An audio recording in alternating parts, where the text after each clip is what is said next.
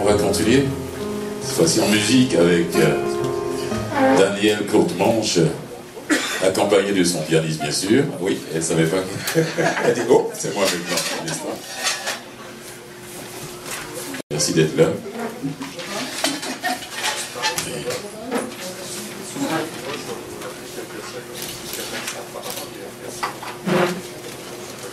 Danou, pour les intimes, Daniel Courtemanche. Parallèlement à sa carrière d'infirmière, elle a étudié le chant, l'expression corporelle. Et plus tard, en création littérature, a participé à plusieurs ateliers d'écriture. Ouais, amoureuse de la chanson québécoise et française. Elle est déjà passée à Vivement Poésie et la Lune. Ouais, je l'avais dit au début. Son ami Raymond Chassagne, qui est assis là, le doyen des poètes ici. On l'applaudit s'il vous plaît. Raymond Chassagne, qui est toujours là, même avec sa canne. Une fois Raymond a oublié sa canne ici, je me suis demandé comment il est rentré sans sa canne à la maison. Merci Raymond, merci d'être là. Merci beaucoup. Et il a fait la publicité de son ami Danou, Daniel. Daniel chante très bien, il faut que tu l'invites, Fulgence. Et il est devenu son manager. Danou, ça va, tu es prête? Merci. Mesdames et messieurs, je vous demande d'accueillir chaleureusement Daniel Courtemanche, accompagné de son pianiste Michel Avervure.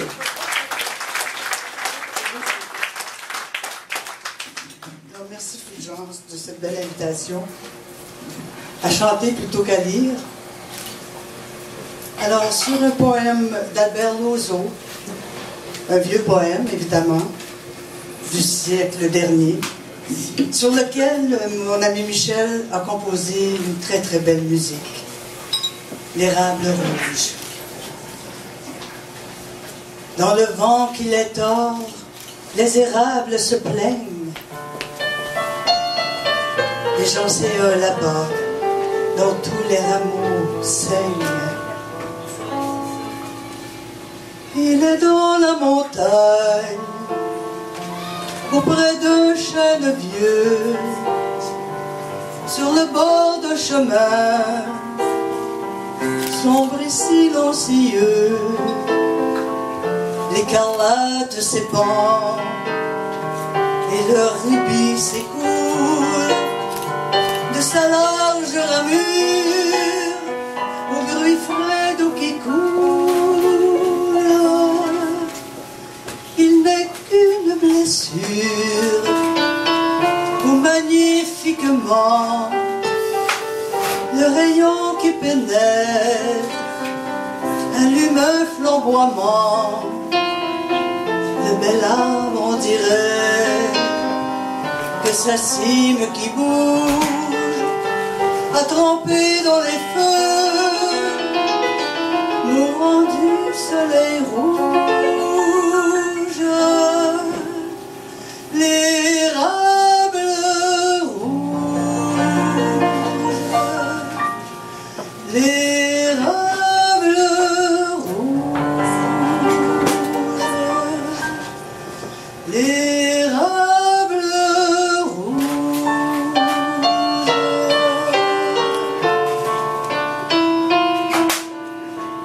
Sur le feuillage d'or, au sol brun s'amassant, par instant il échappe une feuille de sang. Et quand le soir éteint l'éclat de chaque chose, l'ombre qui l'enveloppe en devient toute rose. Rose, rose. La lune bleue et blanche, au lointain émergeant, dans la nuit vaste et pure, y verse une eau d'argent. Et c'est une splendeur claire que rien n'égale, sous le soleil penchant, où la nuit automnale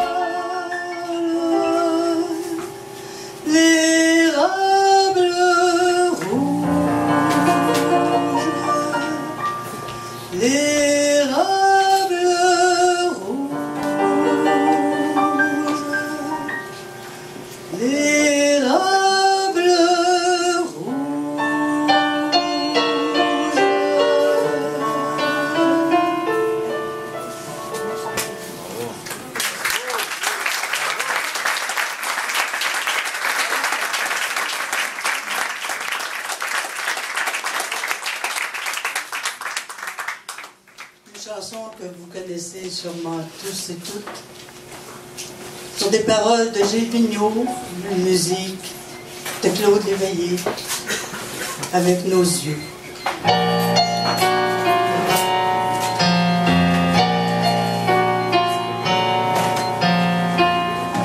Avec nos yeux, avec nos mains, dont nous aurons été humains, nous nous serons à peine vus. Nous serons-nous touchés à peine? Nous aurons mis tout notre enjeu à ne pas être malheureux. La roue ne cesse de tourner en portant gestes et regards dans un tourbillon d'infortune, sans nous offrir un lendemain.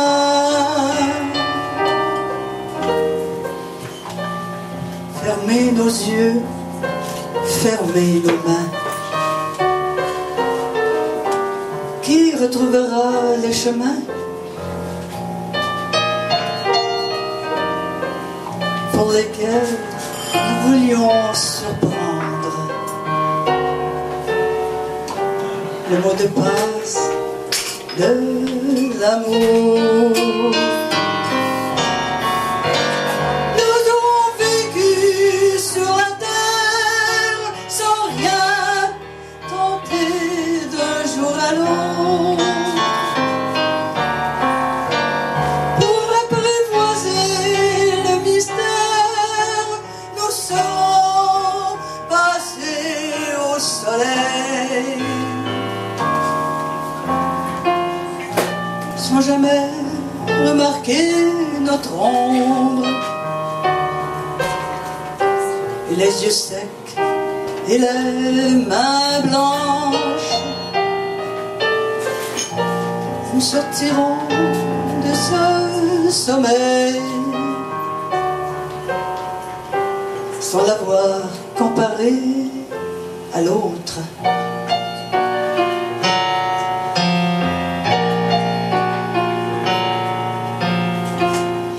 Avec nos yeux, avec nos mains,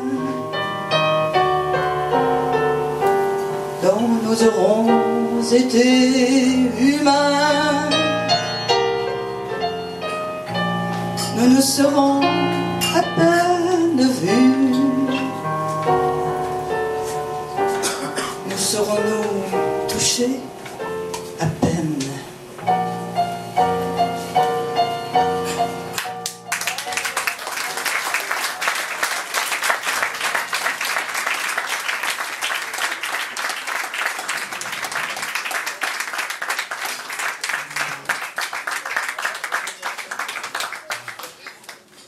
Daniel Gautmanche, on applaudit encore, accompagné de ce pianiste, Michel Avertu. Merci beaucoup, Michel. Daniel, merci beaucoup, Daniel. Merci. Merci à Raymond Chassagne qui m'a permis de découvrir ton talent musical. Merci beaucoup. On va continuer avec le prochain invité qui répond au nom de Vincent Potel.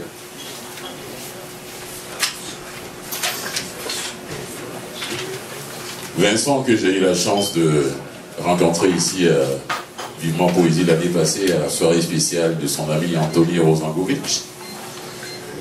Vincent, j'ai beaucoup aimé sa manière de lire. Il ne fait pas seulement de la lecture, ou bien il est auteur-compositeur. C'est le Grand Zazou. Quand je visite son site web, legrandzazou.com, c'est bien ça, Vincent. Zazou, c'est Z-A-Z-O-U. Vincent est chanteur, soliste, choriste et annonceur en publicité, bien sûr, depuis environ plus de 15 ans. Ouais. Quel genre de publicité il n'a pas fait? C'est la voix officielle de Disney au Québec. Ouais, Disney, c'est sa voix depuis plus Ouais, la vingtaine d'années. Alors, ceux qui connaissent la version Disney Québec, c'est cette voix que vous entendez, que vous allez entendre. Vincent va nous chanter à la fin de la soirée 2 chansons. Là, maintenant, il va lire. Merci d'être là, Vincent, d'avoir accepté. Mesdames et messieurs, on accueille chaleureusement Vincent Poutel.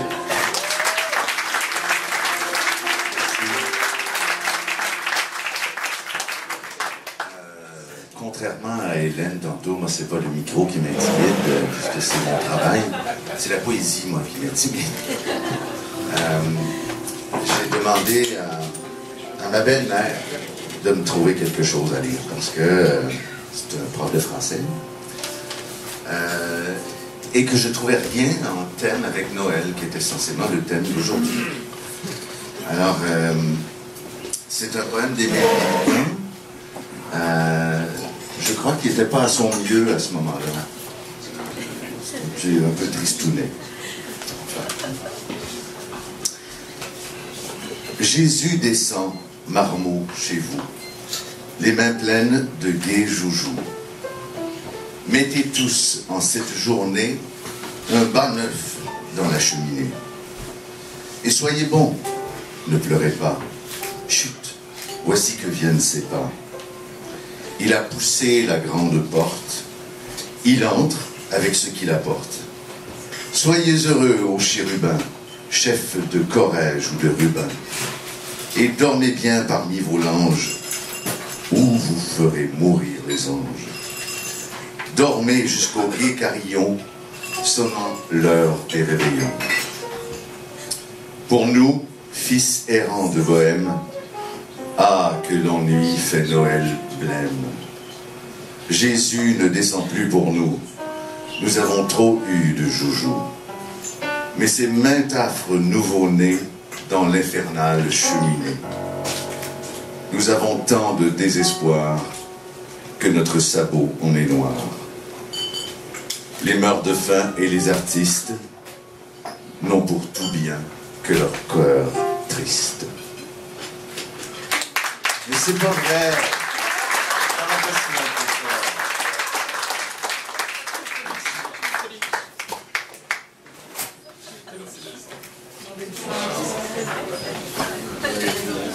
Vincent Poutel, on m'applaudit encore une fois, s'il vous plaît, mesdames et messieurs. Merci Vincent. Merci. Il va nous interpréter 2 chansons un peu plus tard. Là, c'est Karen Le Godet qui va passer. Une actrice, aussi comédienne, très bonne lectrice, que son ami Sylvain Roy appelle lecteuse. Mais il n'est pas là, il est parti pour 3 mois, sinon il allait être avec nous. Mais il est de tout cœur avec nous. J'ai reçu son message sur Facebook. C'est pas la première fois que Karen vient ici pour lire les textes de Sylvain. C'est pas la dernière fois non plus, mais elle va toujours repasser. Tant que son ami lui demande. Karen, tu es prête? Mesdames et messieurs, je vous demande à accueillir chaleureusement Karen Le Godet.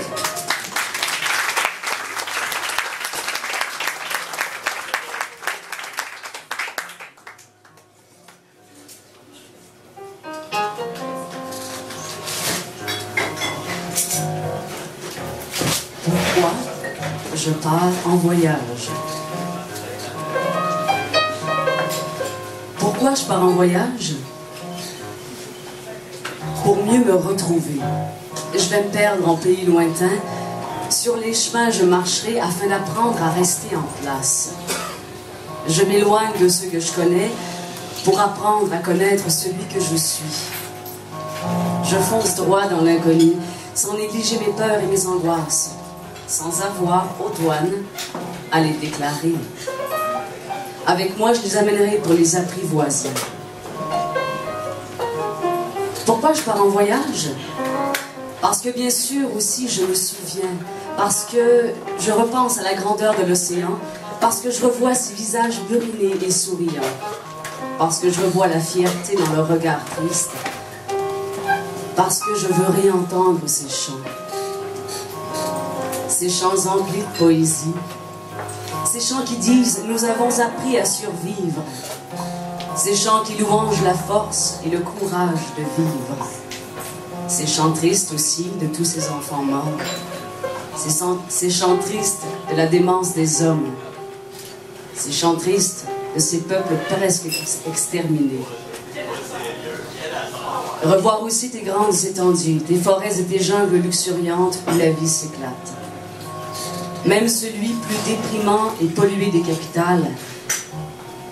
Pourquoi je pars en voyage? Pour apprendre ma vie. Mais, en ces lointaines contrées, un souvenir précieux je transporterai avec moi. Le sourire de ces gens qui venaient un soir par mois pour partager, qui venaient pour célébrer la poésie et nous rappeler sa beauté. Ce souvenir-là. Ce souvenir que j'ai avec moi déjà, car au moment où vous, chers amis, écoutez mes quelques proses, au moment où vous posez vos yeux sur mes sentiments sincères, je suis déjà au loin et je vis tant de choses que j'ai tant espéré.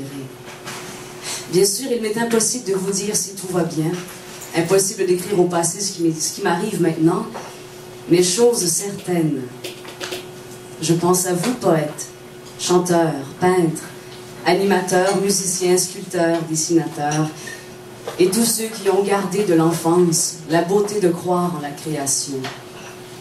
En ces temps des fêtes, je vous souhaite le plus merveilleux des cadeaux, la passion. Merci.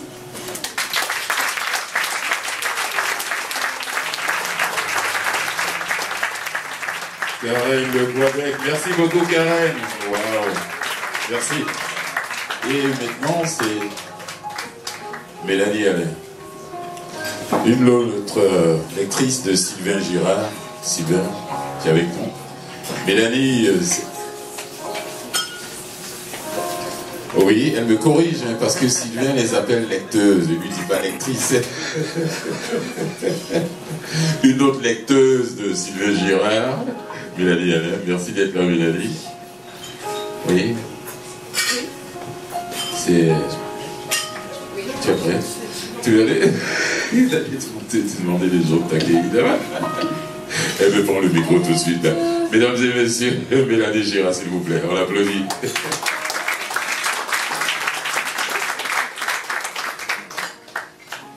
Mélanie Alain, par Sylvain Girard. Oh, ouais. On n'est pas encore mariés, mais ça veut dire que ça arrive aussi. Donc, je vais lire deux poèmes de Sylvain. Le premier, il m'a dit que c'était lié à un mot qui avait été imposé. Je ne sais pas si tu peux peut-être m'aider avec ça, Fulgence. Monoxyle, ça te dit quelque chose? Oui. Un mot imposé pour une poésie? Parce que le premier, c'est ça. Alors, voilà. De douceur et de tendresse, mon cœur a fait ses textures. D'espoir et aussi de détresse, mon âme vit ses aventures. Je suis de rire et de pleurs, de beauté et de grisaille. Je suis glace et chaleur. Je reste s'il faut que j'aille. Je refuse ce que je veux. J'aime ce qui me fuit. J'allume en moi le feu pour l'éteindre la nuit. De paradoxe je suis fait, mon esprit splitté en deux. Ce n'est pas un secret. Je suis beaucoup et si peu. J'ai l'esprit du monoxyle, incapable de choisir, d'une seule pièce habile, créée pour les délires. Je ne suis pas que blanc, surtout pas noir uniquement.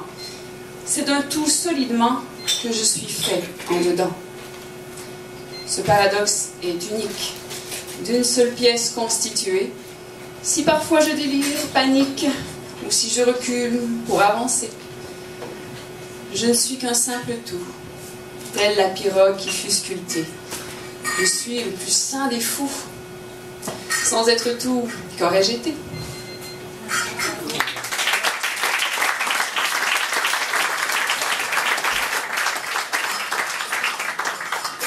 Merci. Donc le deuxième texte s'intitule Aveu. Un soir, perdu dans les craques de mon sofa, j'ai cherché la lumière quelque part où tu n'es pas.